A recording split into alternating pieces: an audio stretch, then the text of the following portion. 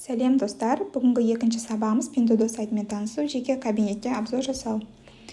Сайтқа кіреміз. Осылай төменге қарай түсе берсеңіз, сайт сізге неше түрлі товарларды өзі предлагать ететін болады.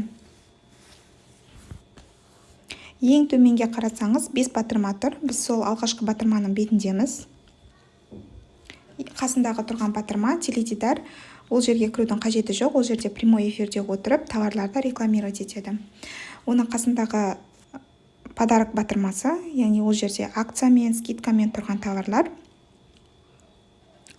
осылай тұрады. Яғни осындай скидка болып жатыр, осындай акция болып жатыр деген мағынаны білдіреді. Оның қасында тұрған батырма сообщение осылай тұрады. Бұл жерде сіз тікелей продавецпен сөйлесе аласыз. Қандай да бір товарды көріп, избранныйға сақтап қойсаңыз, сол товар скидка болып тұрса, магазин сізге осы сообщение жібереді. Мысалға, мынау. Бұл жерде двойка 69 юань болған, 61 юаньға бағасы түсті деп сообщение келіп тұр. КамАЗ. Ішіне кірсеңіз, бұл жерде мен оплата жасап алған товарларым тұр. Үстінен басып қарай бересіз, мысалға. Жоғарда жасыл КамАЗдың белгісімен тұрғанды бассаңыз, трек коды тұр міне. Осылай қарай аласыз. Возврат жасасаңыз да осы жерге сообщение келеді. Соңғы батырма, бұл жеке кабинет деп аталады, ол былай тұрады.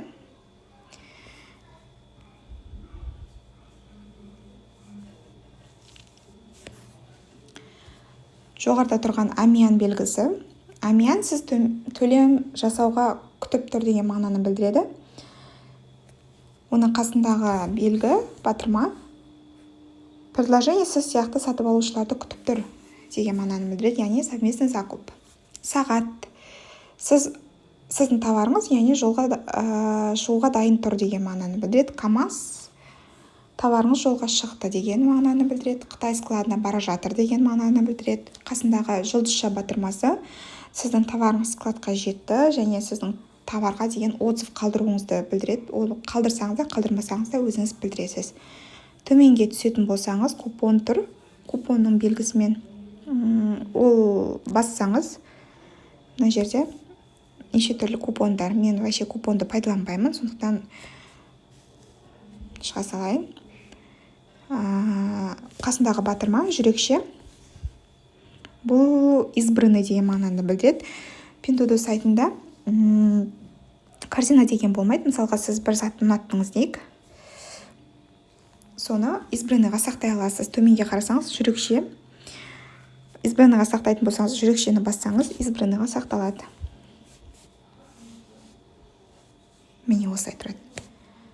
Осы жерден өзіңіз ұнатқан товарларыңызды қарай аласыз. Жоғалып кетпеу үшін. Плюсик батырмасы. Бұл батырма магазин. Ол магазиндерге тіркеле аласыз сіз. Жазылып қойсаңыз, жоғалтып алмайсыз деген. Аяқтың ізі. Бұл із сіз болған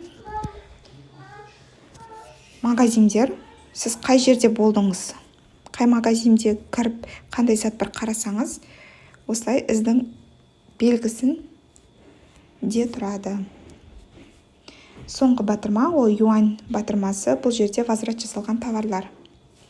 Мен 2 затты возврат жасаған екенмін. Осылай қарай аласыз. Жеке кабинетке обзор осымен тамам.